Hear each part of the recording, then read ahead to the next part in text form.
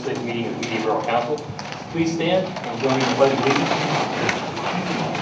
I pledge allegiance to the flag of the United States of America and to the republic for which it stands, one nation, under God, indivisible, with liberty and justice for all.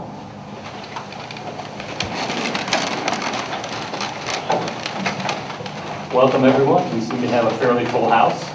Pleased that you've joined us tonight. Before we get into public comment and privilege of the floor, we have approval of several groups of minutes. So I'll call the question. All those in favor of approving the September 6, 2012 workshop meeting minutes, well, is there a motion? So moved. Okay, there's a second. Second. All those in favor of approving the September 6, 2012 workshop meeting minutes, please say aye. Yes. Aye. All right, second item, we have public hearing minutes, September 20, 2012.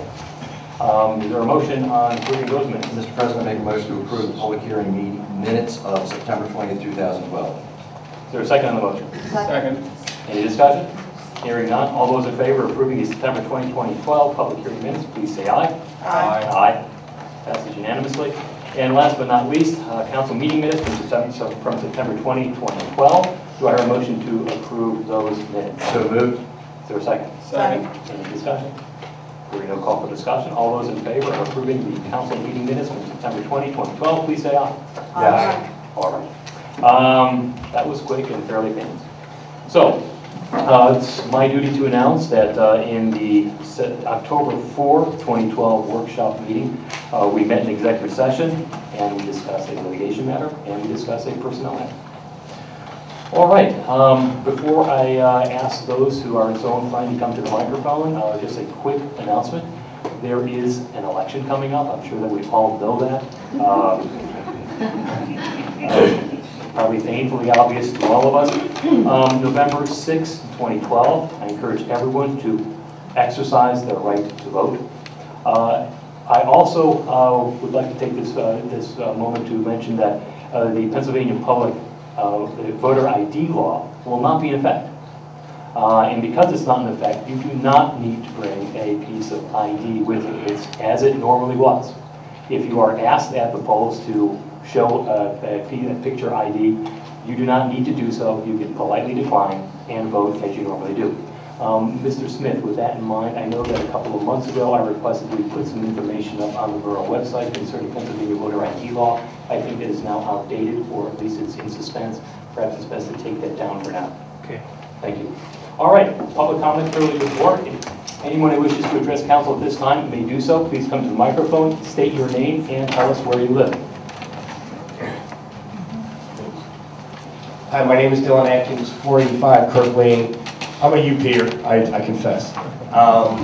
First, I want to thank you for all the work you guys have done. I know it's not an easy job that you have, especially balancing all the different views. I'm sure it's going to come up tonight multiple times, the 3rd Street Bridge, 3rd Street Dam topic.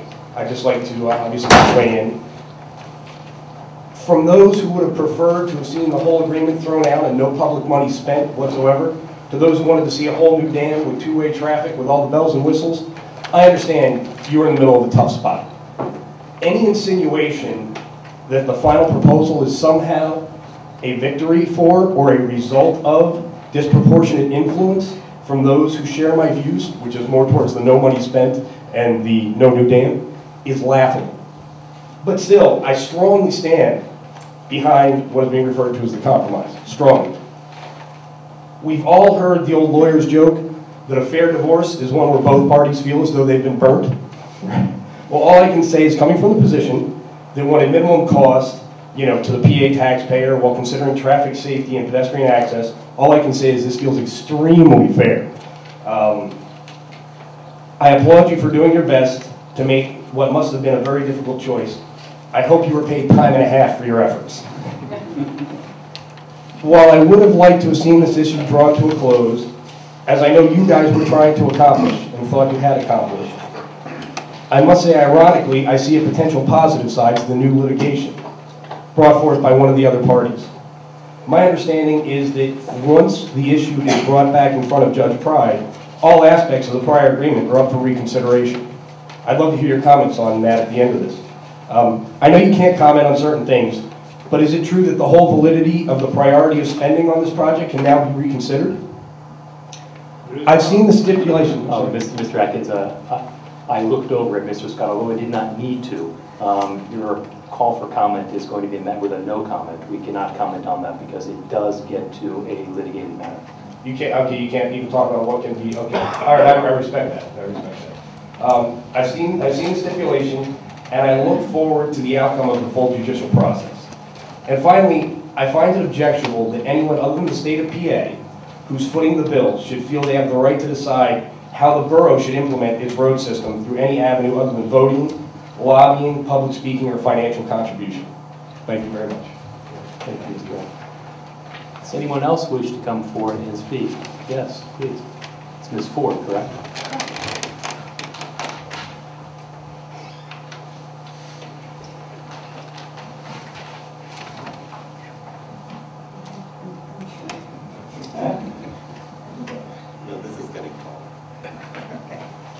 My name's Kathleen Ford. I live on Dale Road, Upper Providence. I also have property in Media, so I'm paying taxes in both places, so I'm equal to both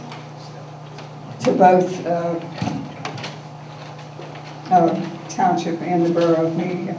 I'm coming because I want to give my opinion for the 10th time in reference to this 3rd Street problem that we all share, that has been a problem for the last 16, 18 years, however long this street has been out of service.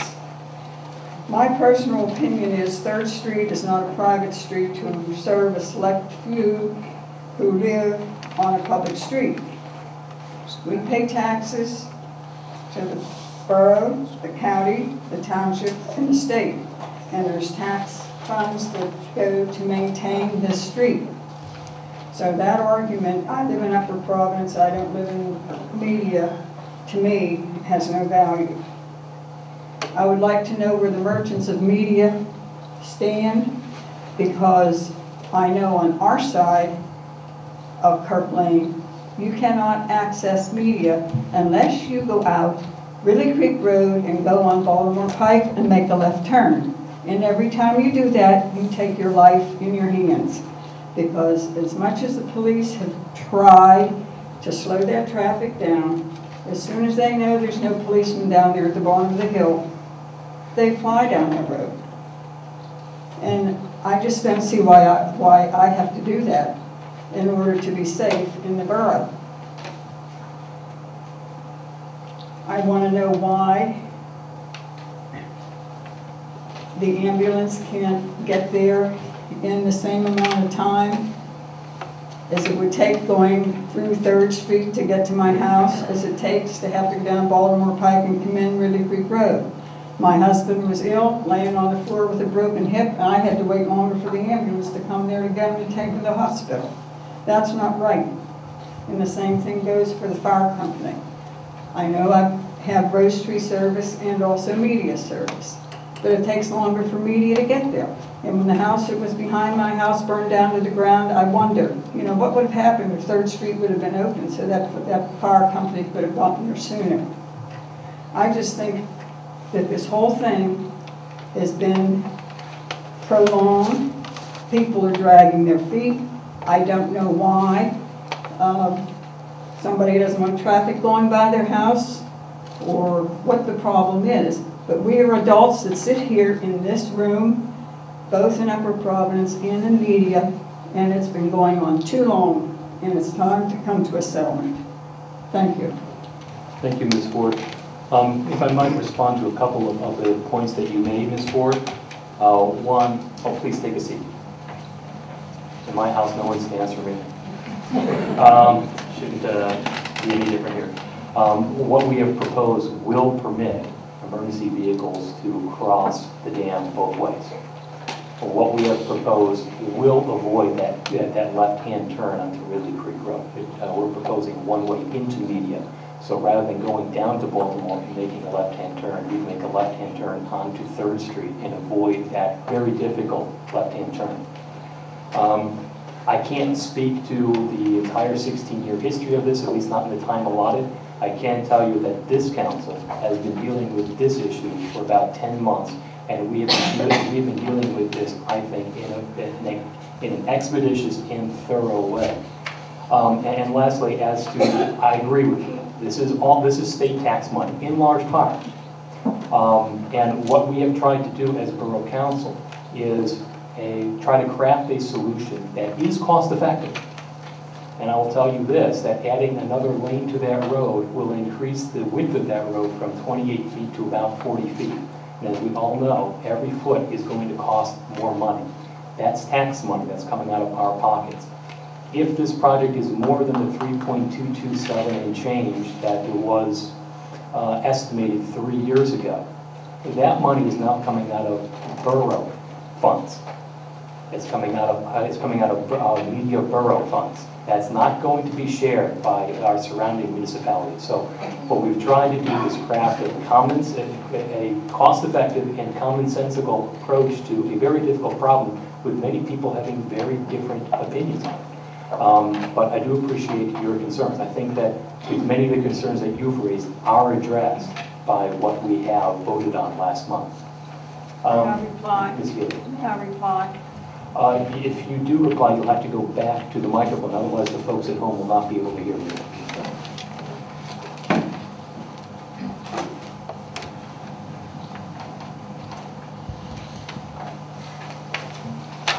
Sorry if I'm taking up too much time. As I said in the beginning, I do contribute to media borough taxes. Okay, so that, to me, is an ineffective reason for things not being done. And again, as I said, 16 years is too long to wait. And I give you credit for, in the last 10 months, moving forward. But there are people here that have been here longer than 10 months. And they've been dragging their feet. Thank you. Thank you. Ms. Healy.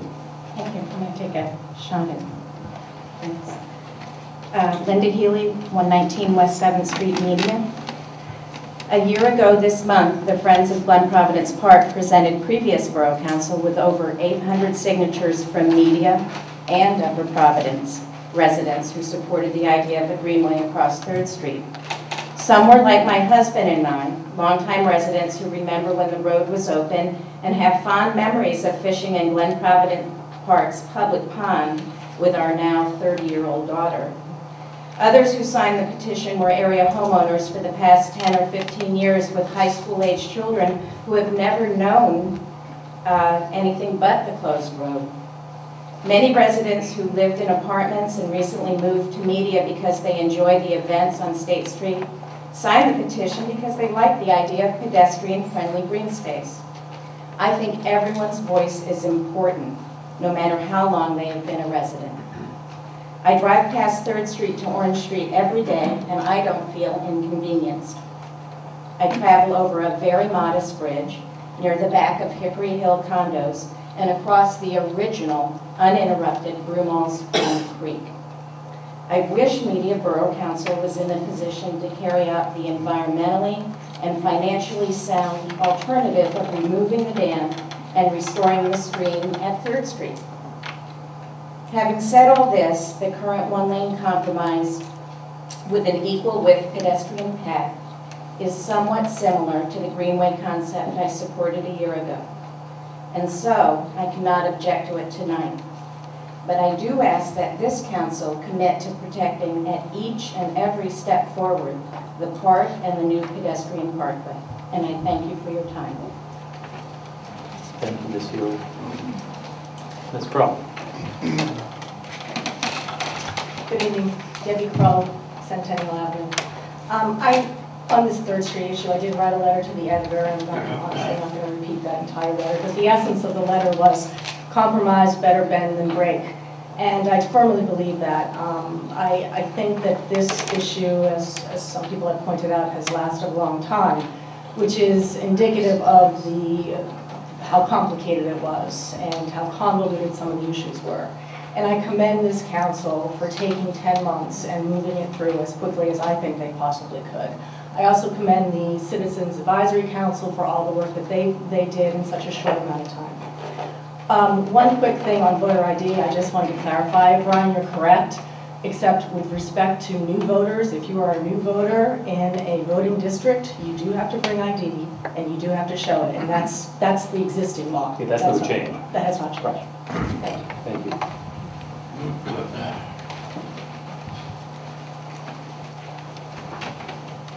Paul Indorf, 339 West 4th, and Friends of Third Street Dam. I'm heartened by the diversity of contributions here tonight. I've requested a few times before, and this will be my fourth request to council, to provide some information to the community as to the components of your decision-making process. Many people in the community are in the same position as Ms. Ford is, feeling very strongly about this, and making the same pleas for the 10th time, without understanding that this one-way design allows for avoiding that Ridley Creek Road turn. Problem solved. Allows the passage, as you said, of emergency vehicles. Problem solved. And serves the community in any number of ways. At other meetings that haven't been televised, the point has been made that many of the streets around Borough Hall, around the county courthouse, and around Five Corners go in one way, one direction. It's not denying anyone their constitutional rights. It's just a traffic management program. There's kind of a couple of weird no left turns on Baltimore Pike that could be a surprise to some people, but you get used to them.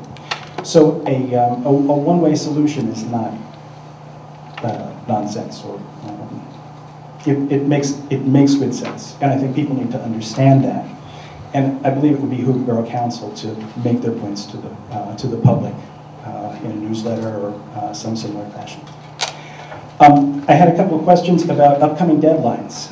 It's my understanding that the RACP funding had been approved this spring, and there was a 6-month ticker coming up on this at the end of this month. Was there some action needed or proposed by council on that? Yes and yes. Actually, I do. Do you have anything else you wish to ask council at this time? Well, it's my understanding that the funding was we were to start the project within 6 months of when that funding was finally approved.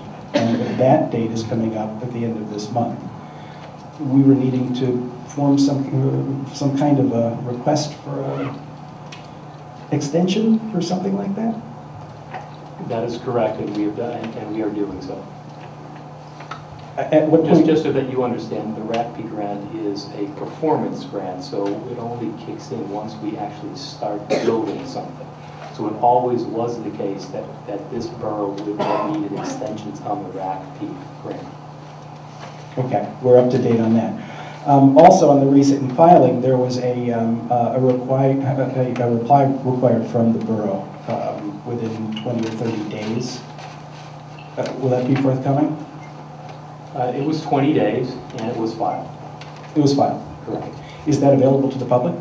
If you hoof it down to the courthouse, and I think it's $1 a page, you can purchase a copy of it. Okay, I think Mr. Smith can give you a much better price. A couple of notes about the stipulation and what it says. And the bottom line is that item 10 in the stipulation, which is posted on the borough's webpage under key documents, says that the stipulation itself, what's on the paper, is the entire agreement. And that no other understandings or thoughts or wishes or prayers are included in it. The stipulation states specifically in item 6 that it is entirely the borough's responsibility to do the design, the construction, the paying for, the engineering, repairs, and improvements, without any contribution from anyone other than the approval of the county engineer. So there's some concern about the extent to which other parties are getting involved with this. that is to say the lawsuit from the swim club, because they're not satisfied with some aspect of it. And I was wondering, in going to back to court on this, is there any way that we can prevent further problems with each and every possible detail of the project? Can we ask the court for that? So the answer to that is a no comment, because you are now getting into a litigated matter, and as I've said before, unfortunately, we cannot talk about that in public. And if I could, Yes, Mr. Scott. it's fine if you want to make a suggestion as to something you want council to consider in this litigation, that's fine. But council can't be responding back with answers. Yeah. It is, that's what you have this, you have not me, but another lawyer handling this. The other party has a lawyer that's representing them, and this needs to be handled between them. We can't be litigating it in this room. The term is mouthpiece, and we do have mouthpieces. So we will allow our lawyers to speak for us. Yes, indeed. I would just encourage people in the community to go to the Borough website and to take a look at the stipulation in order, particularly item 6. It says that the Borough will make the dam consistent with design standards. It's specific that the specific 1998 plan was not to be tightly invoked. Thank you, Mr. Endor. For those who are interested, that stipulation agreement is on the Borough website. It's been there for going on a year now, maybe even longer. Anyone can go take a look at it, read it, and make of it what they will. Yes. Hi, my name is Jane Furry, and I live at 1071 North Ridley Creek Road, so I'm an Upper Providence resident. I'd like to thank you for allowing me to speak. I think in some councils I would not be allowed because I'm not a resident of the township. Anyway, I just want to say I moved in our house in '93, and we did use the 3rd Street Bridge. And I did miss it when it first closed, but I've gotten used to the other ways in the town. But I did find that when I did use it, I kind of took it in, got to the stores or the restaurants, and then afterwards, I always, because I was closer to Baltimore Pike, I just naturally went to Baltimore Pike and back. So I thank you for, I know it was a lot of work, for the compromise, and that it's one way heading into the borough. Correct. I think that is going to, like, really, I think in the end, everybody down the road in 10, 20 years after it's done is going to say, like they do at Ridley Creek State Park, boy, what a good idea, putting that pedestrian walkway, because living on Ridley Creek Road, you know, you take your life in your hands when I take a walk outside my street, you know. So it's kind of nice to find a spot where, hey, I can get there and not get killed, you know. So anyway, thank you. I know it was a lot of work, and I just wanted to say, give you my thoughts on it. Thanks. Thank you. Mr. Dietrich? Good evening, council members. My name is Chris Dietrich. I'm from 360 Kirk Lane. I'd like to repeat some of the comments that have been said tonight and give my thanks to everyone in the community, on the council, and those outside of this room who have contributed to making this process happen. Obviously, it's taken a long time to get there, but enough people are concerned about it and want this money spent and want some sort of passageway across the bridge to happen. For me, I am just thrilled that people are working together to make it happen. I also believe that it is a compromise and that no one's particularly happy. You know, you can look at it in lots of different ways, and I'm sure that lots of people would like it to be a green space, to be forward-thinking with regard to the environment and traffic and pedestrians. And plenty of people would love to be able to zip in and out of media at the drop of a hat. That would benefit me greatly, but I'm not in favor of that. But more importantly, I'm in favor of moving forward, and the compromise is the best thing we have going so far. And also as a member of the Brumal's Lake Swim Club, I'm a little disheartened by this latest legal action against this, because it seems to me that there is less money on the table with regard to what Brumal's Lake is contributing towards this effort than the borough or the county or anyone else for that matter. So I'm a little concerned about that, but we haven't heard much from them in that regard. But I would say, please move forward. Get it done. The compromise is what it is. I think that you've solved the problems, and I commend everybody for that. So thank you very much. Thank you. Does anyone else wish to come forward, Ms. Gregorio? I would like everyone to be mindful of the time. We've now been at it for 25 minutes. So please say what you have to say succinctly. But no pressure, Steph. But make it all sing. Stephanie Gaborio, Parks Edge Lane, and I am the chair of Friends of Glen Providence Park. And I guess I'm responding because somebody tested out this evening saying that there's an editorial saying that the bridge is actually not a compromise, and somehow the Friends of the Park actually got everything they wanted, because after the votes, where we very much did not get what we were advocating for, which was removing the dam and having a greenway, and the vote was to replace the dam and create a roadway. After that, we said, okay, what would be a reasonable way to construct this? And we came up with what we thought might be a compromise, and it involved the narrowest possible one-way road into the borough with a pedestrian lane. And we still didn't get completely what we wanted, because it's not as narrow as possible. It's wide enough to allow the future possibility of a two-way road, or so I understand. So it's not technically as narrow as it could be, but it's still narrower than it would have been. And we still, you know, when we went through and looked at all of the options and all of the factors that you had to consider, we recognized that it was a compromise. And, you know, as you know, we decided to support that compromise. And I just wanted to underscore that from our standpoint, the biggest, you know, for me personally, definitely the biggest factor is that this road is narrower than the dam is narrower than it would have been, which means less of the valley will be filled in with earth fill. Because once again, this dam is not just replacing what's there. If it were replacing what was there, I never would have sort of, you know, jumped up an alarm when I saw the design. It's going to be a much more gradual slope, and it will fill in according to what the engineers told us. We've been accused of fabricating figures, but according to John Harrison, who designed the dam with Schnabel Engineering, according to his figures, and according to actually having been in the park with him and asking him, based on my, you know, he told me 70 feet out was how much bigger the new dam would be, and I stood at the point where I thought it was 70 feet for the road. I said, is this about right? And he said, yeah, that's about right. Several times we've asked him about the impact of the area, and he has answered, and based on that, we know how much of the park is being saved by making it narrower. So if anybody has any question about exactly where in the park will be impacted by this dam, you know, at its current size or at the previous size, I'm happy to meet with anybody in the park. Just email me at friendsoftheglen@gmail.com, and I'd be happy to show you why it is that we got so upset about the impact of the park itself. So thank you again for your compromise, and it was not everything we wanted, but we appreciate it. Thank you. That is the nature of compromise. Anyone else wish to come forward? Yes. Hi, my name is Christine Aglici, and I live at 1 West Street in Media Borough. I just wanted to state my support for the compromise that the borough and the including parties came up with for the 3rd Street Dam and Bridge.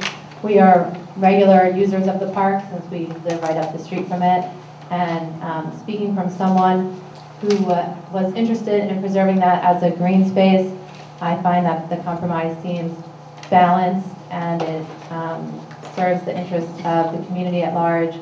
It addresses auto concerns and provides space for the park to still be utilized, and it helps mitigate the potential damage to the park. So I just wanted to state my support for the compromise, and thank you for your time. Thank you. Mr. Williamson. It's very nice to be addressing you. And being part of the choir, I must say. I wanted to come out tonight and express my support for the compromise you've crafted. I think, and I wanted to take it from 2 spots. First is, I am the appointed treasurer of Media Borough, so I do have a very close look at the finances of the borough. And I have to corroborate what President Hall said, that if for some reason there's a hiccup in the construction of this project and it costs more than expected, or it costs more than the grants we have, we will be on the hook. Media Borough citizens will be on the hook. So that is a prospect that has to be considered seriously. I think the council did in trying to minimize the project as much as possible. The second point I wanted to come from is that in my profession, I'm a conservationist. I'm a landscape architect, but I worked for a conservation organization for 23 years. And much of my work has been in central Delaware County. So I've come to admire greatly Glen Providence Park and the associated parks nearby. And in this I have to mirror what Stephanie said, that every foot that you save on the top of the dam saves the equal number of feet in the park. And at the base of the dam are very large mature trees, wetlands, and every foot you save is less that you're going to be cutting down and less that you're going to be filling. So I think that's a great idea. Finally, you all know, this is a complex project with a long history. Probably 4 or 5 councils have sat here trying to wrestle with this thing, and you had the unfortunate task of being handed the remnants of all that activity and trying to come up with something. And I think you've done a great job. The stipulation that I and everyone on the previous council agreed to does put the responsibility on us to complete the project. And we've got very, very generous state grants to go with it, absolutely. But at the same time, the council I was on unanimously approved this extraordinary creation of the Citizens Advisory Commission to advise you on this project. And unfortunately for you, you didn't get a very clear answer from them. You got an answer that was every bit as complex as this problem. So you still had to come up with something to do. I mean, when I looked at the results of that report, which was very professionally done, I'm very impressed with them. There is no clear prevailing public opinion in that report. There's greenway, roadway, get rid of it entirely, it's all there. And certainly, the predominant opinion in that report was not to reestablish a 2-way road on top of that dam. You just cannot say that from the results. So I think you've done a great job, and I applaud you. And I'm sorry to take up any more of your time. Thank you. Thank you, Mr. Williamson. Does anyone else wish to come before council now and speak on any matter? Ms. Miller.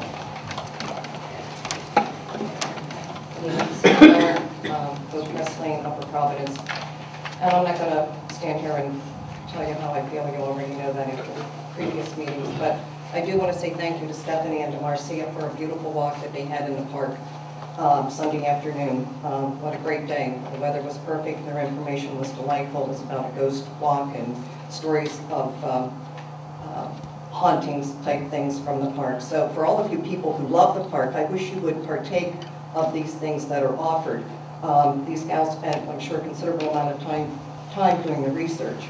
And even though my position is not one of compromise, I do love the park. I think it's evident with what my husband and I have done this spring and showing up for the walks, not because I think it's the thing to do. I do it because I want to do it.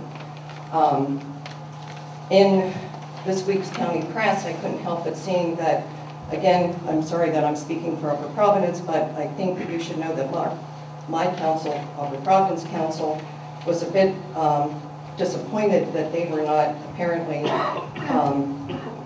informed of the position, I guess, that you folks were going to take. It says it's disappointing media took the position they did. We would like to have had the courtesy to be informed, and that remark was made by Joe Solomon.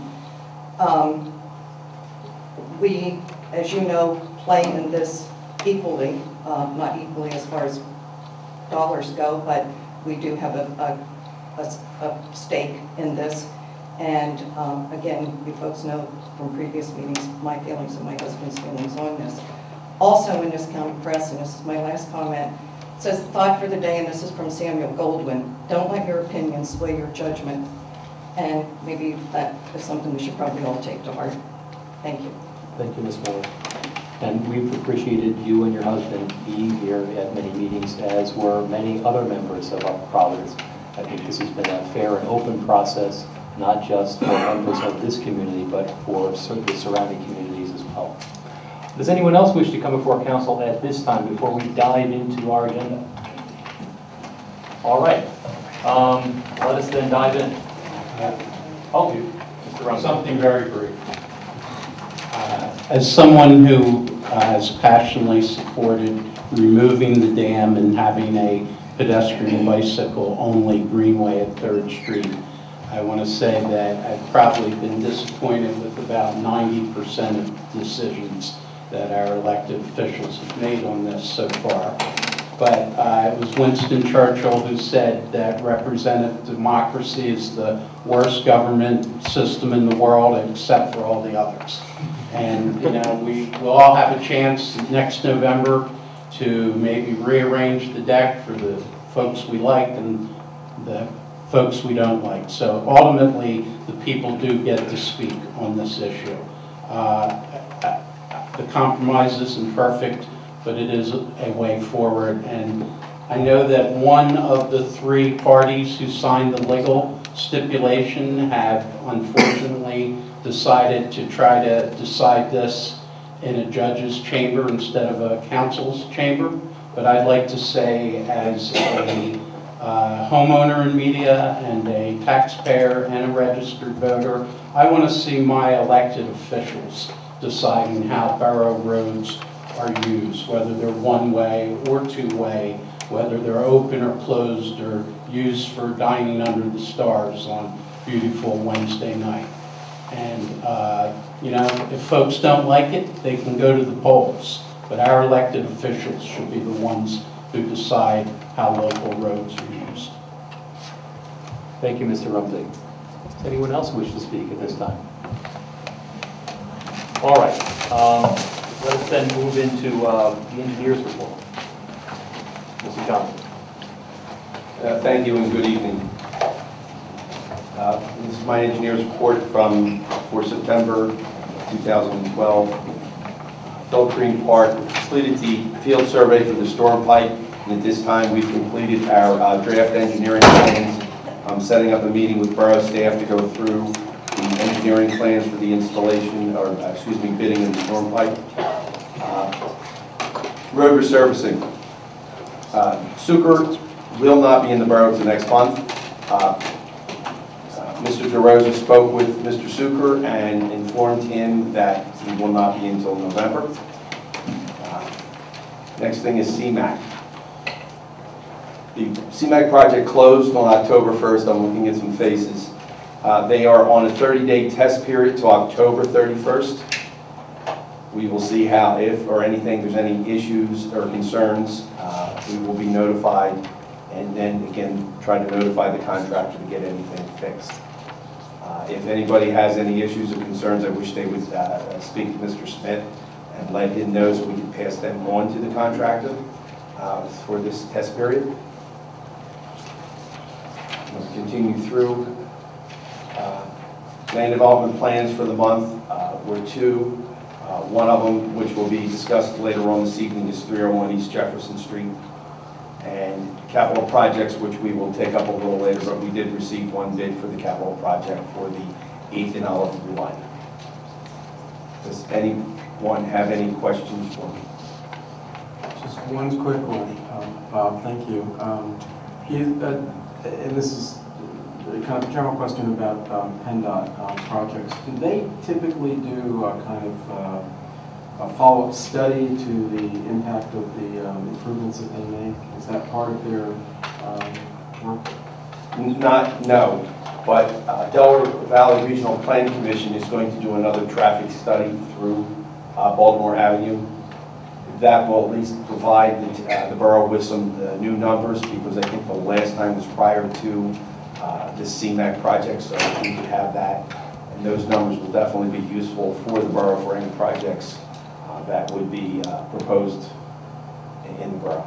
Great, yeah, because I think, yeah, that's critical, because we're going back, what, 7, 8 years when the previous study was done? Could be longer. Maybe longer than that. 10 years? I think it's, okay. I think it's 10 plus. Okay, so so any ideas on when the Delaware Planning Department would be doing the follow-up study? Sure, soon. I put a notification into the borough. I can try to find out. I don't know. I'm looking at Mr. Smith. I don't know if they put in I think they just sent a general memo to the borough. It didn't indicate who or what in Delaware Valley Regional Planning Commission was in charge. But if you want, I can track that down. No, I'm just trying to get a ballpark. But I think that's great news, you know, so we can benchmark what the impact was. Great, thank you. Any other questions for the engineer? I just want to make a clarification for the residents. When the engineer was talking about Sugar, he is the company that got the bid to do the paving in the borough. So there will be paving, that will be occurring. We were hoping for the month of October, but it appears to me that it will be the month of November. So I do have a question, and I'm assuming that with the change from October to November, and that fall is coming and the weather is cooler, that it still will not have any issues with regard to the asphalt plants being open, and that the projects that are on our list will be completed prior to the end of the year, Mr. Engineer? I'll answer that with this. We have the specifications done in accordance with PennDOT. It follows PennDOT procedures for the installation of the asphalt. Same thing with the asphalt plants. If they're not within the specifications, they don't open, they don't produce asphalt, we don't allow them to put it down. Is there a reason why Mr. Sugar is now coming in November and not October? I did not speak to Mr. Suker. I put numerous phone calls into him. He spoke to Mr. DeRosa. I think once I do get a hold of him, I will find a definite reason why. Thank you. Just one point of clarification. I just wanted to let the folks at home know that the CMAC project, as it's called, is the project to accelerate the flow of traffic along Baltimore Pike. And it also has resulted in the provision for all the new walkways and pedestrian lights and signals and so on and so forth. So we've spoken many times about the code word is CMAC, but it really, the impact is all the new curbs that have been put in and all the Baltimore Pike timing and flow is all as a result of this project paid for by PennDOT. Right, and CMAQ stands for Congestion Management Air Quality. And when you say it's closed, it means it's done, with the exception of the 30-day test period. That's correct. So that's it. I just want to say from an environmental perspective, it's a big plus for the borough to have completed this project. Any other questions for the engineer? Mr. Scott? Thanks, I don't have anything right now. Mr. Mayor? Thank you. The police department handled 768 complaints during the month of September. There were once again no burglaries during the month of September. There were a total of 31 traffic details conducted throughout the borough. And in recent months, and I think we said this last month too, the townships surrounding the borough have experienced a number of residential daytime burglaries. And we have and will continue to work closely with the police departments in a cooperative effort.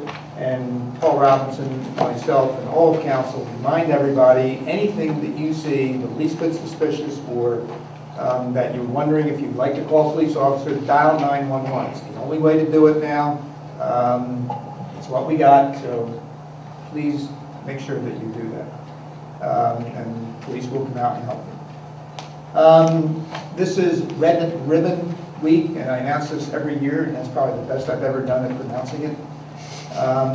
And it reads, I'm not reading the whole proclamation, but I'll read selected paragraphs. Whereas alcohol and other drug abuse has reached epidemic proportions and is of major concern to all Americans, with the American people indicating that alcohol and other drug abuse is among the most serious domestic problems facing the nation, and it is also a major public health threat and one of the largest causes of preventable diseases.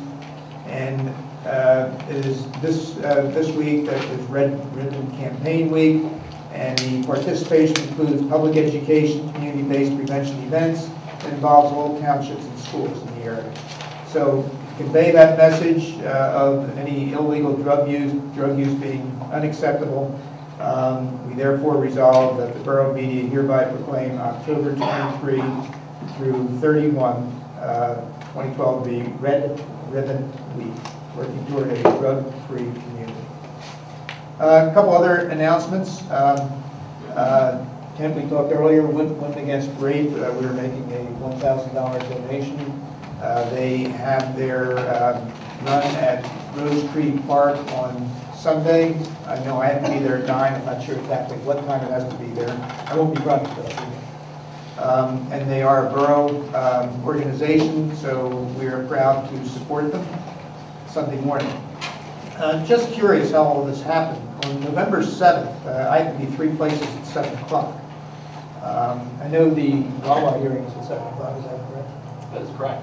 At 7 o'clock. So just so everybody knows, it's also the Old Timers Banquet at the townhouse. The dinner is at 7.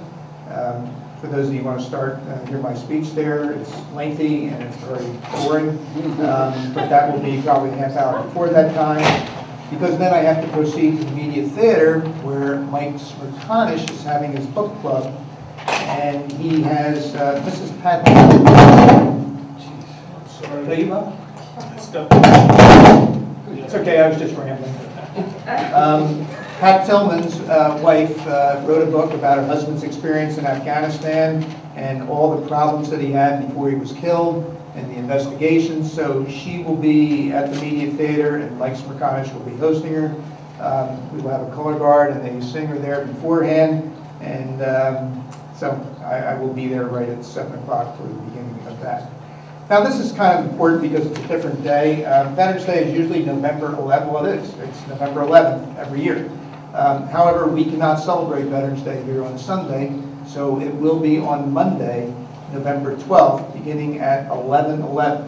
And the reason we can't do it on Sunday, there are a lot of reasons, but mostly because we're not going to get any of the students or any of the younger people to come out. And that's what we are all about, is really introducing a new generation of people to the sacrifice of veterans. So it will be Monday at 11:11, and next year it'll be a Tuesday at 11:11. No, it'll be Monday morning. Very good. Yeah, you're much better than that.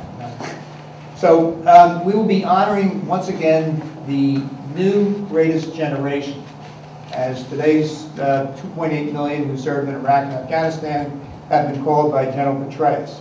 And the problem we have is they're not showing up for parades. They're not coming out. And we would like them to come out. They're going to be invited. We know most of the groups in the area, but it's just hard to get this generation of troops to participate in anything for a pretty good reason. You know, they came back, many of them from 2, 3, 4, 5 tours, and are just not anxious to do it. So once again, we will be reaching out. When we start at 11:11, we're also fortunate that many people are going to see our parade on TV, because it'll be on the 12 o'clock news, the 4 o'clock, the 5 o'clock, the 6 o'clock, the 10 o'clock, and the 11 o'clock. Usually on Veterans Day, we draw somewhere between 1 and 2 million viewers to watch our parade, so our message gets out there. So leading into this, to the press, we urge you to invite as many of the new greatest generation to come, and I've invited a couple. There are a couple of people that will be guest speakers, and a Grand Marshal that we certainly have in mind, but we haven't really decided on that exactly yet. There also will be a live broadcast on 1210 radio of the parade. So those of you who would rather watch a parade by listening to it on your radio, if you're not here, please tune in, I guess around 10 in the morning for the pre-parade stuff. And the old-fashioned way, yeah. That's it. Are there any questions for the mayor? I just have a comment and clarification, actually, also for Mr. Scott. Bob, just a clarification on the Bob Scott, on the recently amended ordinance on solicitation for for-profit organizations. Are they required to show credential and have a copy of the permit with them when they solicit? I don't recall off the top of my head. I recall we did an amendment 6 months ago. Okay. I don't remember what. Maybe it was I want to say they have to have credentials. I am not sure if they have to have a copy of the permit. Okay. I'll check. But I know that they have to carry credentials. And to be keen, I'm not really sure about the permit, but that does ring a bell. I think you may be right. Okay, and the reason why I bring it up is that about 45 minutes before this meeting, I had 2 individuals appear at my door who were representing an energy company. They wanted to see my PICO bill. They gave me some kind of very confused information about what they were going to do, and frankly, it just didn't. And when I asked for credentials, they had no credentials. They had no collateral. They had no permit. It made me concerned, and I did report the incident. How did you report? I called. I spoke with Mr. Smith, and Mr. Smith Yeah, we did not issue a solicitor's permit, so after Oh, Dr. you had Stein not? Okay. had notified me, I alerted the police chief and he had sent a patrol car. Okay. And that, may I state the, just for purpose of public safety, may I state the name of the company? Is that? I guess so. Yeah, well, I mean, because if they are continuing to do this, it was for Gateway Energy, and again, I'm concerned that citizens might be giving information that they don't need to, that there was a little bit of a scare tactic that I thought was a little uncomfortable, and they had no credentials, and they had no permit, and if I understand correctly, without a permit, it is illegal for them to solicit, is that correct? Yeah. So they were breaking Yeah, the law. That's an easy one. If they didn't have the permit, they're in violation. But all residents don't know that they should be looking for the permit, so we have to do everything we can. We need to publicize that. We need to Absolutely. publicize what the public needs to request. And that's the problem with, Just to add to that, we recently just passed an ordinance requiring anyone soliciting in town has a background check by the tax department. So yeah, that's another added public safety feature for residents. So obviously, unless they have a permit to solicit, they're not allowed to come to a door and sell things. Yeah. So I think we just maybe need to do a better job of getting that information out, either in our newsletters, on our website, and so on. Good topic for the next newsletter. and calling 911 is, it's not the solution, but it certainly helps prevent it. Absolutely. Any other questions for our Thank you. solicitor? Not hearing, or for the mayor, I apologize. Yeah. No. Let's then move into the council committee reports, finance, personnel, and library. Councilman Davidson. Thank you, President Stein. Let's start with the payment of the bills. The Finance Committee met this week. And we meet the Tuesday before council every month. I invite all residents to come out and join us. It's always fun talking about the money that's going on through the borough, and we get to see everything that's being spent, and we keep an eye on things for you. I do want to thank Jeff Smith for his diligence in keeping the borough on budget this year. I think that's an accomplishment worth commending. In addition, Peter Williamson and the Finance Committee last year set up an exceptional budget this year, which through some trying times we have kept our head above water, and we're doing, I would say, well this year compared to a lot of other townships within Pennsylvania, which are not doing quite as well. That said, I would ask that Borough Council approve the disbursement of funds from the general fund, the amount of $160,980.71 from the general fund, $3,294.87 from the recreation fund, no funds from the liquid fuels fund, and $5,093.35 from the capital fund for a grand total of $169,368.93. And so moved. There's a motion, and there is a second on payment of the borough's bills for the month of September 2012. Is there any discussion on the motion? Hearing now, I'll call the question. All those in favor of paying the bills as outlined by Councilman Davidson from the general fund, the recreation fund, and from the capital fund, please say aye. Aye. Aye. Those opposed, please say nay. The motion passes unanimously. Second item on my agenda tonight is about tax collection. We have recently done some bids. One of the tax that we collect in town is called local services tax. This is collected from local businesses. And we have received basically what I'm trying to move tonight is we're going to opt in with Keystone Collection Services, which currently collects the EIT, the Earned Income Tax, as part of the TC. There's a lot of acronyms in finance, but the TCC, which is the Tax Collection Committee, which is now handled by Delaware County, which collects all of the earned income tax for Delaware County. The rate we're getting with them is 1.75%, and the amount they collect on LST is around $250,000 a year. So I move that we opt in to use Keystone Collection for local services tax. Is there a second on the motion? Second.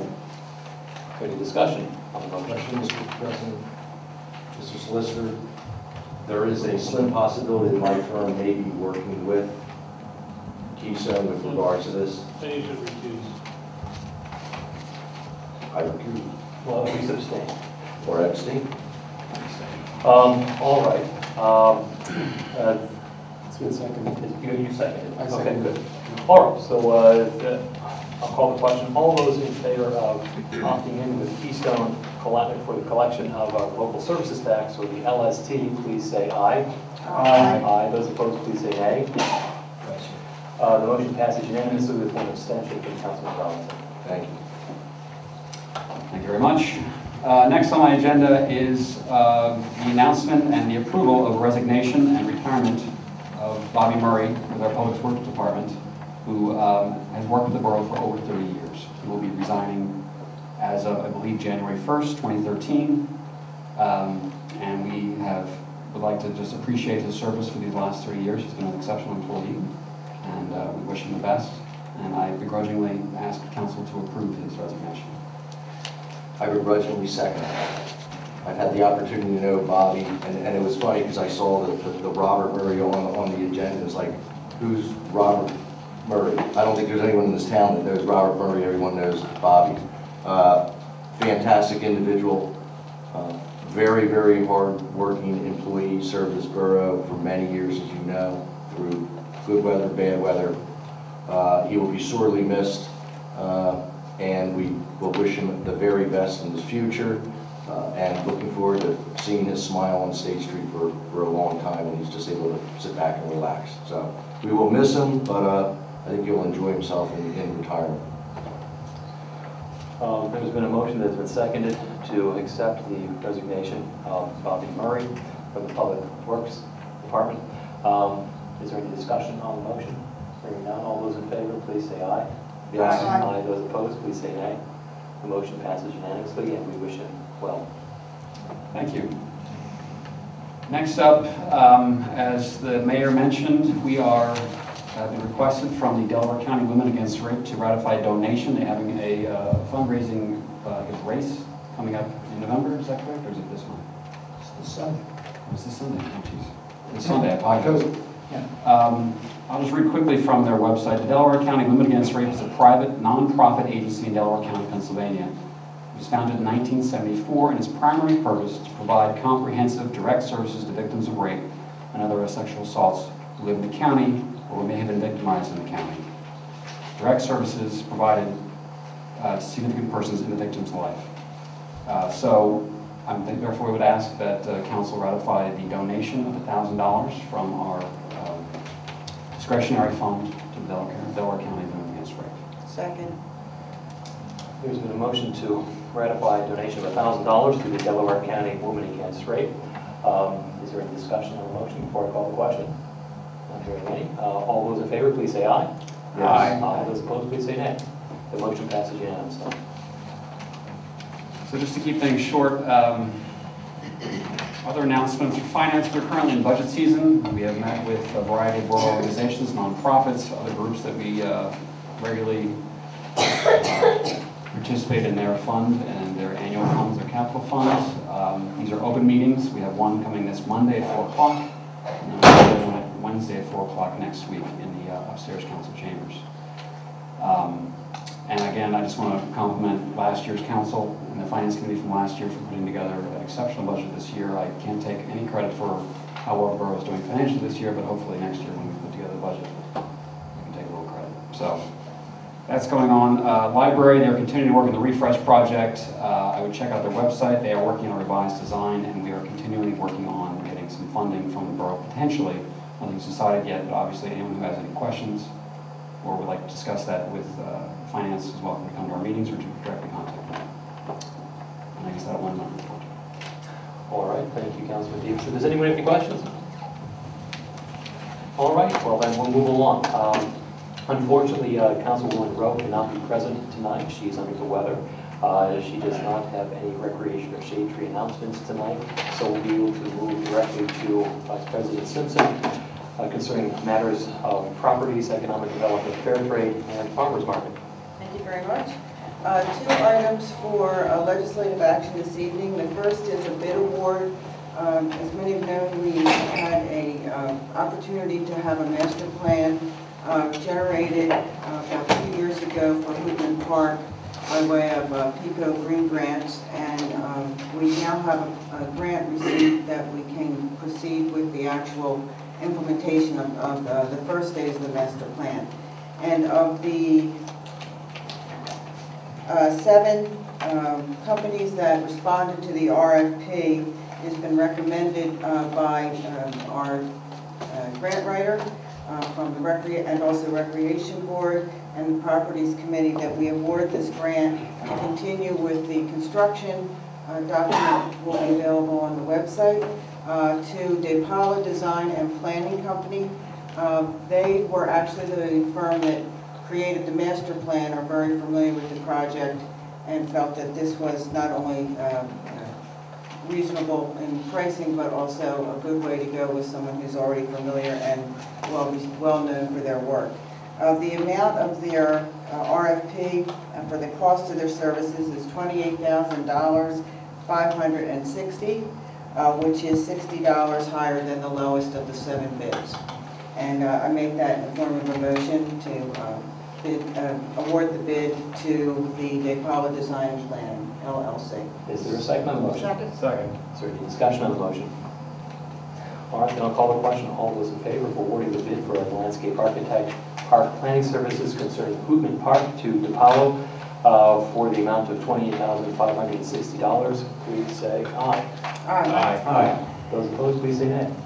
The motion passes unanimously. Thank you. Number 2 on the agenda is I would like to ratify a vote taken at the workshop meeting. We've had a request by TD Bank to utilize 50 spots of the parking garage on October 24th from 5 to 8 p.m. To provide parking for an event that they're holding at the bank. We have done this previously with a few other entities in town. They will pay the cost of the parking meters would be lost to the borough, the revenue there, and have coordinated with the police chief on how to manage that.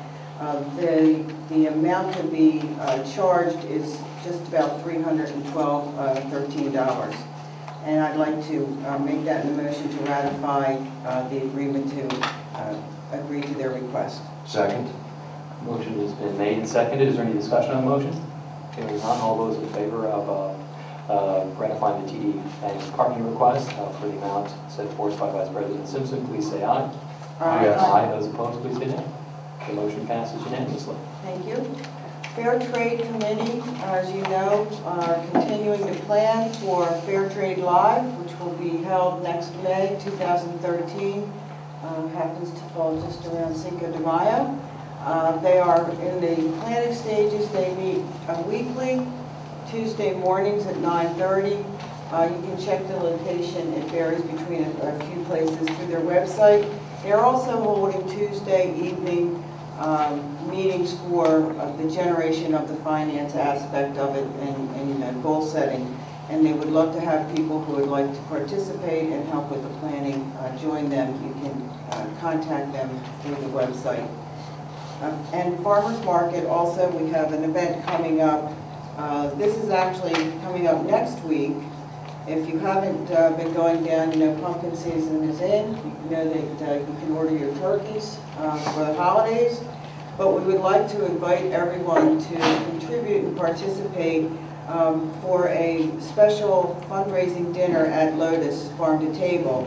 That will be held Tuesday, October 23rd, next Tuesday at 7 p.m. One of the benefits of this this goal is to make it easy for people to access and purchase food through SNAP for those people with the SNAP cards, which requires getting some equipment in order to swipe the cards for that, so that everyone has the opportunity for fresh produce and goods. The dinner and the cost, it's $50 per person. It's a 3-course meal that you have your choice of appetizers, entrees, and desserts.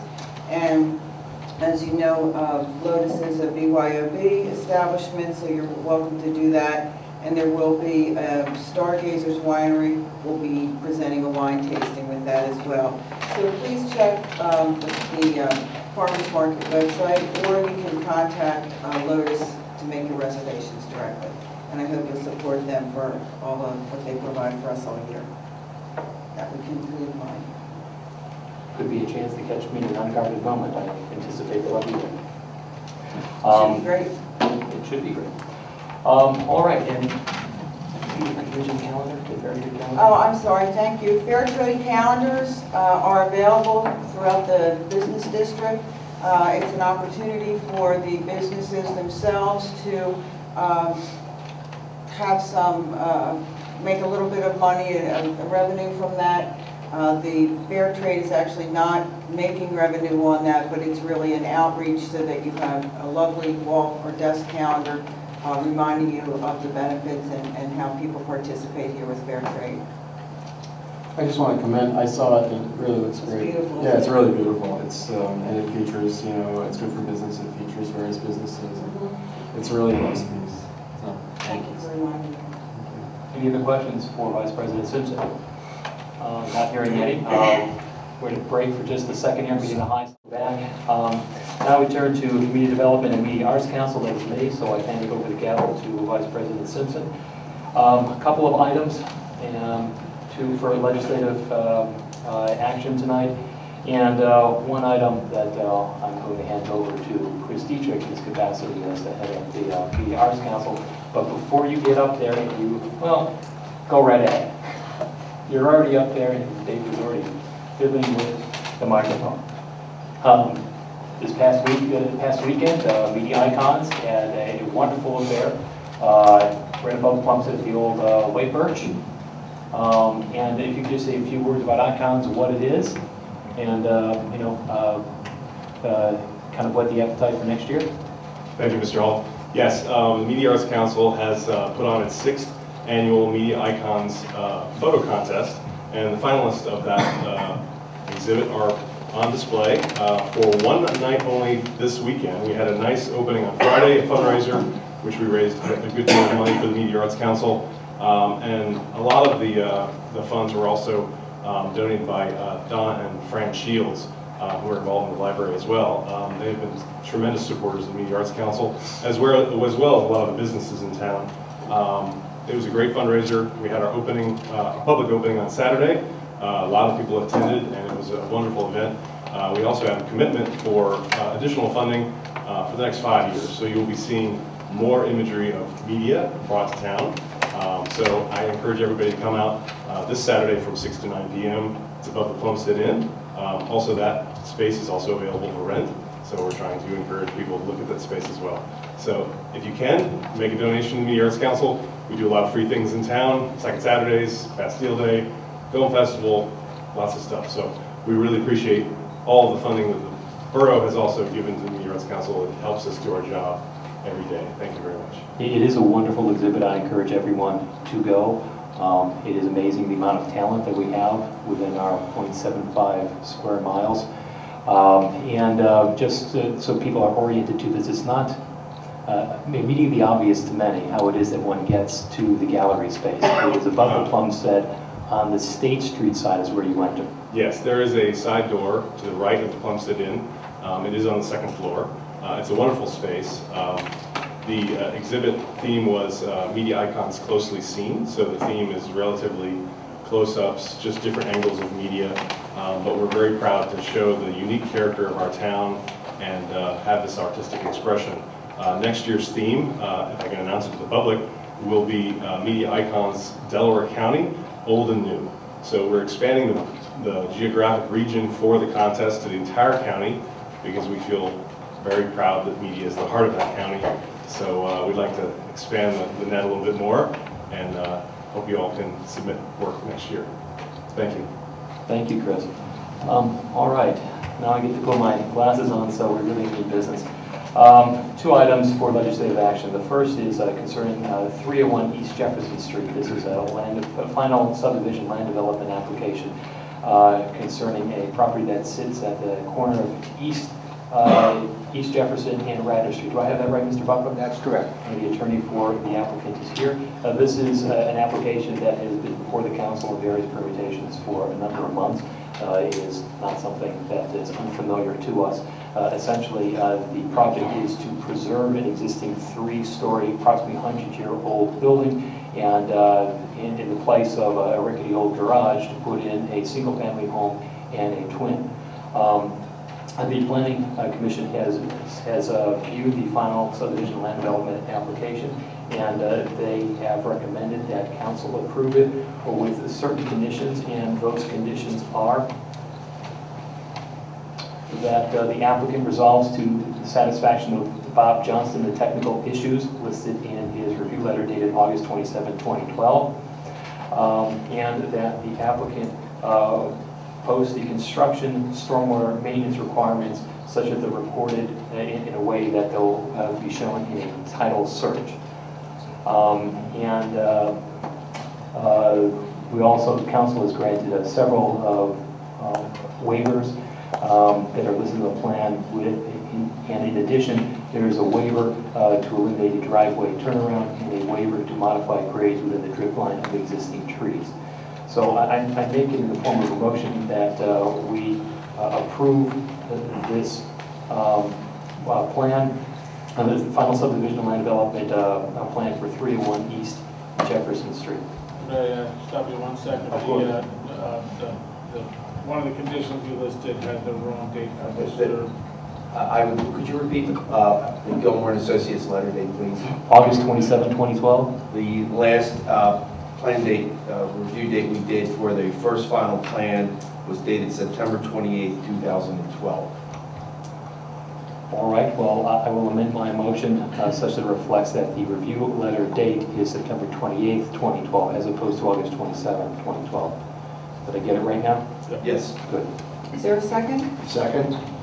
Motion's been made and seconded to approve the final subdivision land development application for 301 East Jefferson Street with the conditions mentioned by Mr. Hall. All those in favor? Yes. Aye. Any opposed? Unanimous.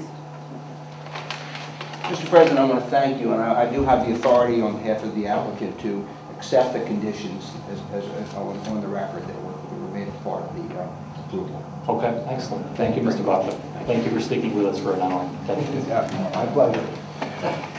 Well, that perhaps is straining with pleasure, but thank you. The second item I have is concerning Resolution 2012-12. It concerns a public art policy. This has been some time in the making. The Media Arts Council made it one of its priorities to have a public arts policy. And some months ago, going on more than half a year or so ago, they presented that to the Community Development Committee for review. And we have reviewed it. We've also had it reviewed by our solicitor, who has made several suggestions, which the Arts Council is in agreement with those suggestions.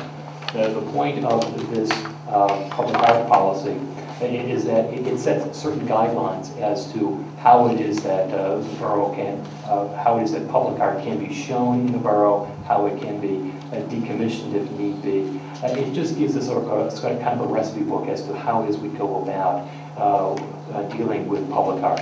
This is not a proposal that we purchase public art. This is just setting the groundwork so that if, come the day, we are in a position to consider public art, we have guidelines in place that permit us to do that. It also will permit certain grant applications to go forward, such as the Our Town grant, which is being something that is kind of percolating along here in the borough. It's an NEA grant that we're looking to see whether or not we can get that grant money and do something we hope wonderful and astonishing in the borough. I move that we adopt Resolution 2012-12, the public art policy. Second. Second.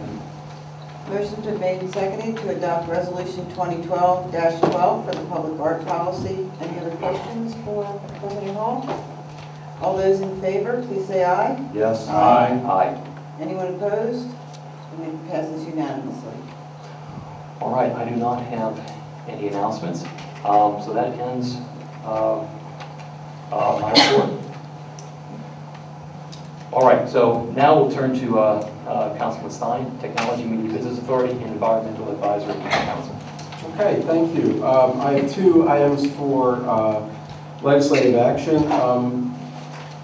As you may recall from the workshop, prior workshop, we decided to post archives of these meetings. What we've done is digitize them and post them on a special YouTube channel for Media Borough. And so the purpose of this is to ratify that decision to post the archives for meeting videos, legislative meeting videos on YouTube. Second. Second. Is there any discussion on the motion? I'll only mention that if this proves to be a cure for insomnia, then we expect residuals. But with some trepidation, I'll call a motion. All those in favor of ratifying our decision to post the media legislative sessions on YouTube, please say aye. Aye. Aye. Those opposed, please say nay. Okay, I just want to say that I think. Do you want to just mention what the address, it's basically, I'll just mention quickly what the Please. address is. You can go to youtube.com/mediaborough to view the videos. And I just want to respond to a lot of residents requested the copy of the transcripts of the CEC meetings earlier this year in May this year, and those are also available on this channel. So all CAC meetings. Sorry, CAC, pardon me, not CEC. Too many acronyms. And all the meetings are posted from January through September, so. Will we be putting those links on our website so folks don't have to remember the YouTube address? Yes, we will be doing that. And I want to just thank Mr. Davidson for his assistance. I also want to thank our videographer, Dave, behind the camera there, who is also doing the videoing of these meetings, but also is helping us to get them digitized. And we do have them, as Mr. Davidson said, up on the web on that site. So we will put a link from the Media Borough site, and that will be available. I just a caution that residents exercise some patience. It might not be the case that we get everything up there right away. We do have a very busy borough, and sometimes administrative staff does need to take care of other things. So please allow some patience in getting this program up and running. And also understand that it does take a little bit of time for us to get the and digitize and have it uploaded, so it might be a week or two before they go up there. So just again, just to clarify that for you. Okay, and again, this is under the umbrella of transparency. We want to make all this available, especially to residents who don't necessarily have Comcast or Verizon. They're able to view the channel. Plus, you can go back. The second item for legislative item is one of the things that we have been doing on the IT committee in conjunction with the finance committee is to try to provide more provision of services and allow for credit card transactions. Most of our transactions have been done through cash only, but we're trying to allow for a greater degree of that. So this motion is to authorize the solicitor to draft and advertise an ordinance to pass through debit and credit card fees as necessary, just to allow for that. There's a motion made. Is there a second on the motion? Second. Any discussion on the motion? Not hearing any discussion, I will call the question. All those in favor of authorizing our solicitor to draft an advertising ordinance to pass through debit card credit fees with regard to certain meters in... It's not restricted. Oh, I'm sorry. Any okay. So I will pull that back. What we're, just for point of clarification, we're asking our solicitor to draft an advertising ordinance. We're not adopting that ordinance. That's correct. All those in favor of authorizing our solicitor to draft an advertising ordinance to pass through debit and credit card fees to the users, please say aye. Aye. Aye. Those opposed, please say nay. The motion passes unanimously. Thank you. The next item on the agenda, actually, I'd like to, these are really informational, but I think they're very important with regard to energy and the environment through the EAC and some of the activities that we've been engaged in. There are two major issues that we've been pursuing, but one of the ones is energy efficiency. And there are 3 energy efficiency projects that we completed this year, which were garage lighting, occupancy sensors for Borough Hall, and programmable thermostats for this building. The total cost for the 3 projects was $26,000. We received a grant for $22,000 towards that amount. And then through the Pico Energy Smart Ideas program, we got rebates totaling $5,107 plus an additional $900. So the net out of pocket for these programs, energy efficiency, was zero to the borough and to the taxpayers. So again, I want to thank all of those who participated in that. Our grants writer, Karen Tosick-Lux, for helping us to get that, for the borough manager, for helping to implement that, Was Public Works involved in this, Jeff? For Public Works, for helping to implement that. Did I miss anyone, Jeff? No, just the EAC. And the EAC. You forgot the academy. What's that? You forgot the academy. I did forget the academy.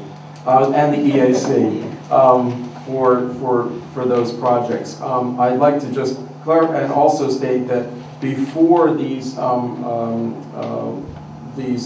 put in, we were spending approximately $1,500 a month in electric costs. This is just on the lighting on our garage.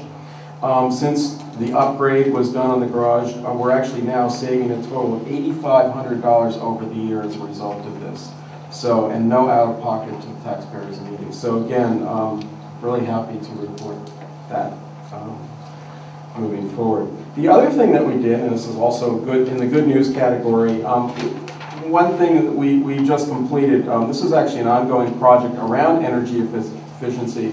The EPA has a program called Portfolio Manager, and what they do is they encourage,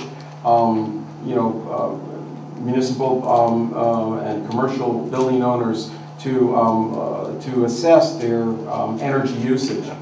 We went through an energy audit.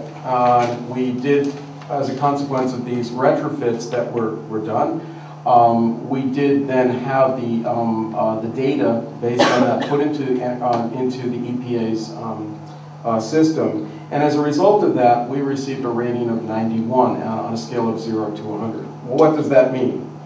Well, what that means is that we are now considered an energy compliant building complex. Any rating higher than 75 means that we are in compliance and we are a leader in energy use. Ours was 91, so we are better than 91% of the buildings in the United States on this, according to the EPA scale.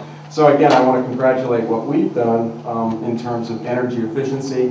What this entitles us to, we do get recognition, formal recognition on the EPA's website. We also get recognition potentially as a leader in this category.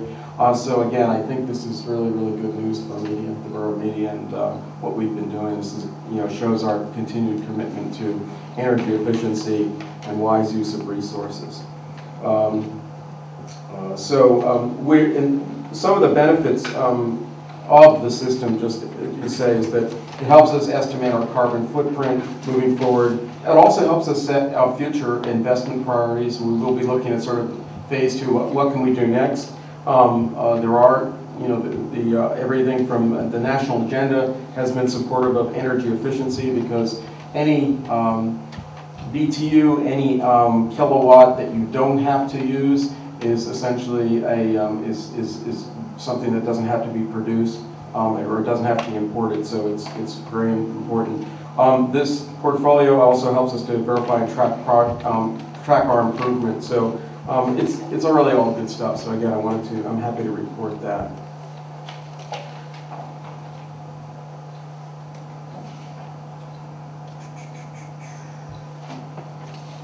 All right.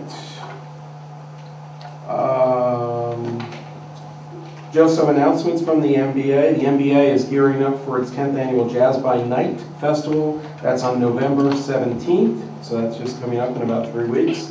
So there's an expanded lineup. You can get sales are on, ticket sales are available through statestreetblues.com. That's statestreetblues.com. There'll be 19 artists and venues. And again, those of you who've never been to it, or those of you who've been to it, it's a great, great event. Just great music. You won't find a better lineup of jazz in this in the 5-state area on that night. So it's really it's a great opportunity if you like jazz or just want to come out and have a good time in media. Works in progress include a series of holiday events. Santa's Arrival will be held this year in front of the courthouse. The change in location will allow for better and safer logistics for the fire truck routing. Street barricades for attendees will be less disruptive to State Street merchants.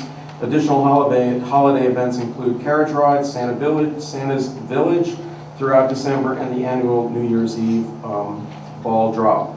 The MBA is also launching a fourth quarter advertising campaign with a special media insert booklet in Mainline Today magazine. Just some other things that have recently completed. The Community Arts Center and the MBA presented the 10th annual CAC Fine Arts and Craft Festival. That was on September 22nd, a very successful festival. This event drew thousands in both artists. Also, the MBA hosted its 32nd annual Media Food and Crafts Festival on the rain date of Sunday, October 14th. So, as we were out, it was a beautiful, beautiful day. The event featured 40 restaurants and a variety of retail and craft vendors. So again, it was very well attended. We thank the weather for its cooperation on that. And I think that concludes my report. Any questions for Councilman Stein? Hearing none, let us move then to Health and Historic. Councilwoman Borough. Thank you, Mr. President. Briefly, under Historic, we have the official date of the Media House Tour, which is December 8th this year. You can go to the Media Historical Society website, which is www.mediahistoricsociety.com for more information. They're still compiling their list of houses, but it should prove to be another exciting, fun event here in Media and the surrounding area.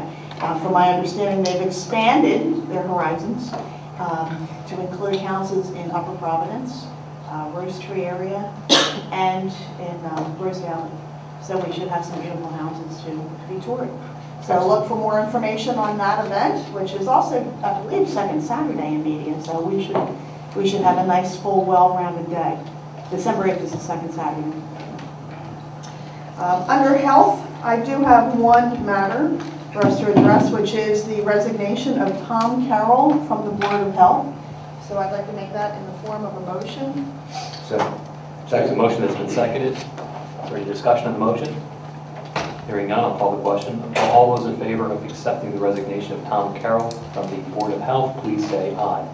Aye. Those opposed, please say nay. The motion passes unanimously. Thank you. And I would also like to ask if we could have Jeff Smith post an advertisement for that position to replace Tom. Thank you. Also at the Board of Health meeting last week, there was once again a concern about West Nile virus in the area. Over the summer, they set out traps in various locations across Delaware County, and there's a particular trap located in Middletown Township. And they trapped at least 6 mosquitoes which tested positive for West Nile virus this year. Getting a little close to home.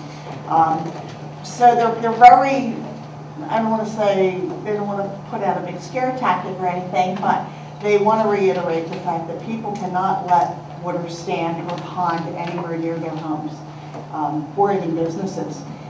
Any kind of a puddle can draw mosquitoes. Last year we did not have a cold winter with a lot of harsh conditions and frost to kill the mosquitoes. So it was warm, it was moist, which are perfect conditions for extra breeding grounds. So they just are asking the public to be aware of that it is growing, they are growing in numbers in the county, and to be mindful of that. Also the fact that it is now flu season, yay. So be mindful of that as well, that the flu bugs are out there. And if you're able to, get your flu shot as soon as you can. Keep yourself healthy. And that's all I have for this evening. Are there any questions for Councilman Borough? See? Hearing none. Get flu shot. Hearing none, we'll move to Councilman Robinson, Public Safety, Public Works and Infrastructure, Fire, and that's it. Yeah, that's it. The remaining should no longer be there. Good evening, everybody. As I'm going to do each month, until I have another responsibilities, I am encouraging any residents of the area to step up and volunteer to be part of our media fire company. They're always looking for firefighters and or administrative help. And on that note, for the month of September, our fire company had 33 responses. I won't go through all of them. 19 were in Media. The other large number was actually in Nether Providence. Our EMS report for the month of September, we had a total of about 145 calls. 61% was in the borough, 25% was in Nether Providence Township, and 22% was located in Upper Providence Township.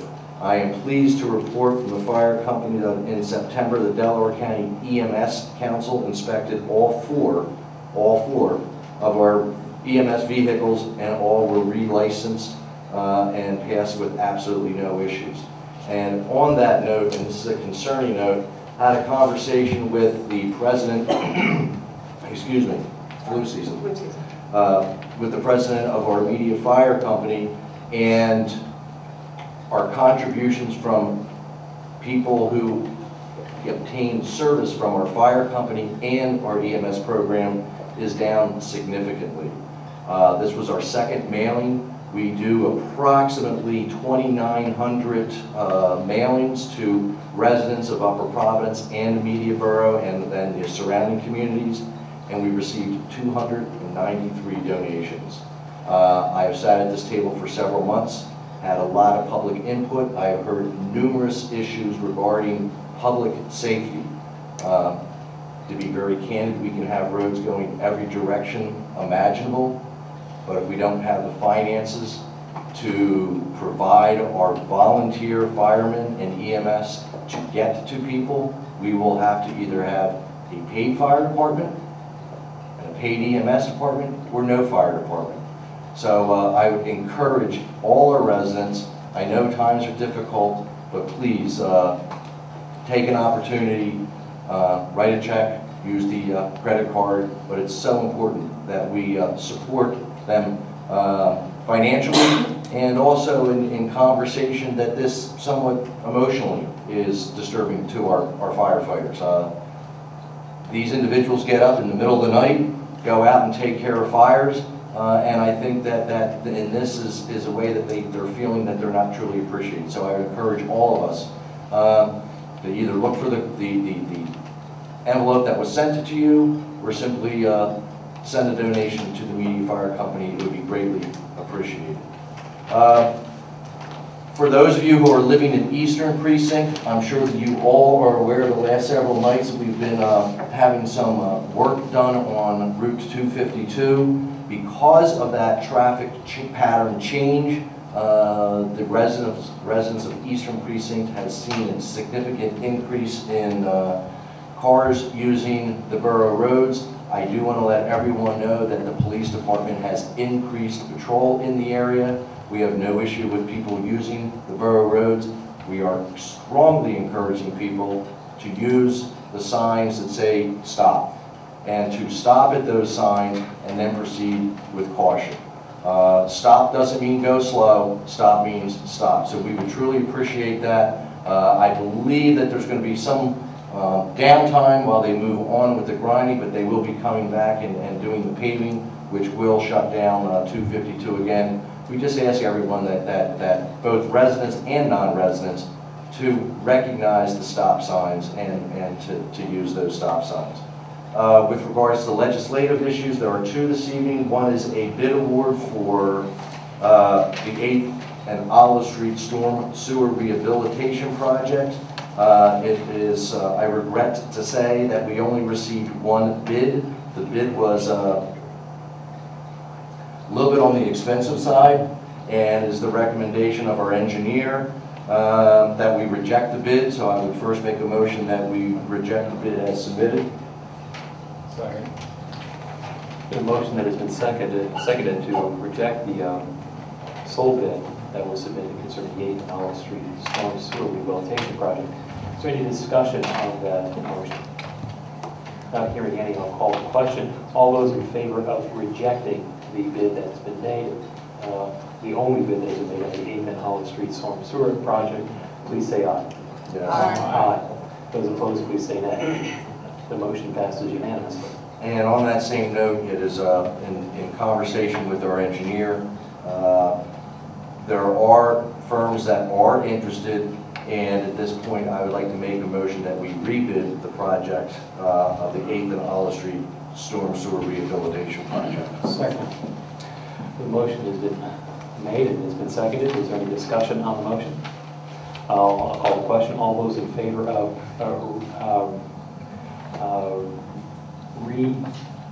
re-advertising the 8th and Olive Street Storm Sewer Rehabilitation Project. Please say aye. Aye. Yes. Aye. Those opposed, please say nay. The motion passes unanimously. And the second time is going to be a charm, right, Mr. Engineer? As I explained earlier, I contacted 4 companies that this is more of specialized work. They all said that they would bid this project. Last on my agenda this evening is Resolution 2012-13. This is the stray boarding agreement. In essence, this is where it is somewhat disturbing that all of us, meaning all the municipalities in Delaware County, could not find some solution with regards to stray animals and where we can house those animals until they are either picked up or found at new homes. I know it was something that the county had worked on. It is disturbing that we could not finalize that and build our own facility, but it is a recommendation of the special board that we enter into an agreement with the Chester County SPCA. I will not go into this multi-page resolution. In essence, it is the only option that we have unless the borough intends on building our own. So with that, I make a motion that we adopt Resolution 2012-13 to enter into a 3-year animal control board agreement with Delaware County. Second? Motion is made and seconded. Is there any discussion on the motion? Mr. Smith, what is the term on the motion? It's not a term on the 5 years. 5 years. 5-year agreement. End of 2017. All right. Any other questions or discussion? Not hearing any, I'll call the question. All those in favor of ratifying Resolution 2012-13 concerning the stray boarding agreement, please say aye. Aye. Yes. Aye. Those opposed, please say nay. And I'm just going to reiterate what The the motion mayor passes unanimously. had mentioned earlier tonight. 911 is the only way to contact our police department. I, for one, find it difficult. I always think 911 is a true emergency, but no matter what the issue is that you may have, the only way in which we can get a hold of our police is 911. Please use it. Do not hesitate to use it. Our police chief has been pushing very hard to the mayor and myself to make sure we keep educating the public. Don't be afraid of 911. You've got to use it. It's what it's there for. It's what we're paying for. So please, any issues, do not hesitate. Just like this evening with Dr. Stein, you know, if he was not fortunate enough to have the manager's number, you know, I would assume that he would have called 911. I was this far. There we go. And that's what we need to do. So please, use 911. That concludes my report, Mr. President. Thank you. Any questions for Councilman Robinson? Related matter, public safety. We have an event coming up in less than 2 weeks. Halloween. Halloween. Thank you. You're welcome. And I do apologize, as you know, since my youngest is now heading on 30, those kind of holidays kind of slip past me once in a while. But yes, Halloween is coming up in 2 weeks. I encourage everyone to make sure that they're out there with their children, with their flashlights. As always, our police department will be out there patrolling the streets, making sure everything is safe. And again, I reiterate, please, if you're in a car, stop at the stop signs. Let the little ghosts and goblins get across and then proceed with caution. Thank you very much, Mr. President, for reminding me. And the mayor reminded me that we have a parade coming up as well with ghosts and goblins. I think it's on the 27th, the Saturday? 27th at 2 o'clock. So please, it's always a wonderful, wonderful event. 27th of October at 2 o'clock, walking down State Street. It is a wonderful time. But I will emphasize that safety is key on Halloween. All right, now is our time to again invite the public, if it so wishes, to come forward and either address us or comment on the news of the day. Ms. Miller. Cindy Miller, Oakhurst Wing Media. It's not about the bridge.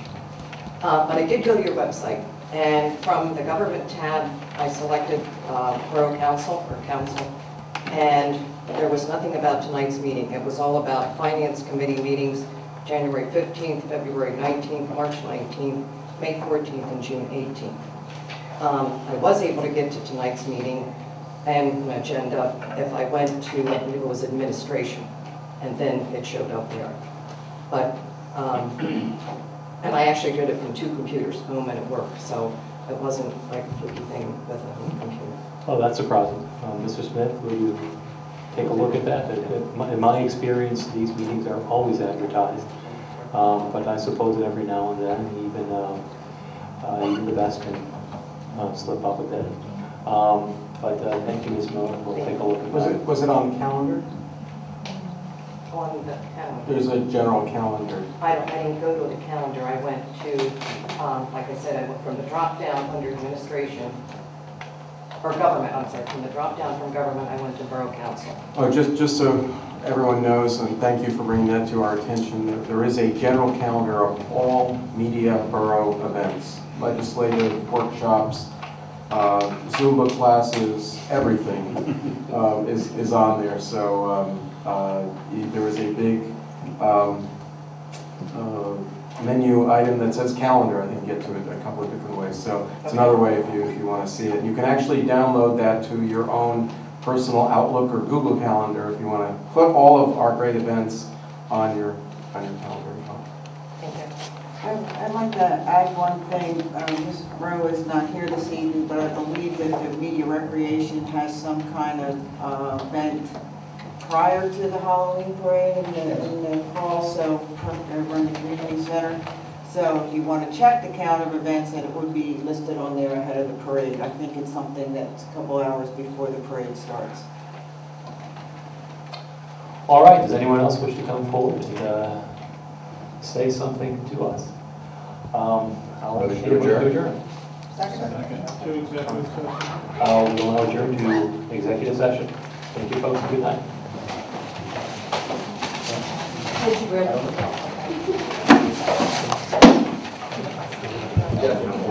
I just waiting to